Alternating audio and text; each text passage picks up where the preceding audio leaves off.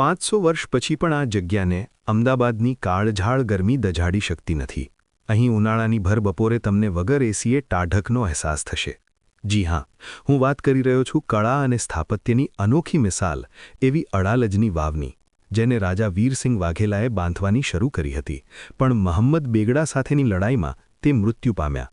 5 માળની આ વાવ સોલંકી સ્થાપત્ય શૈલીમાં બનાવાય છે, જેમાં વાવની દિવાલો પર હિન્દુ અને જૈન ધર્મની ઝાંખી આપતી કોતરણી પણ જોવા મળે છે.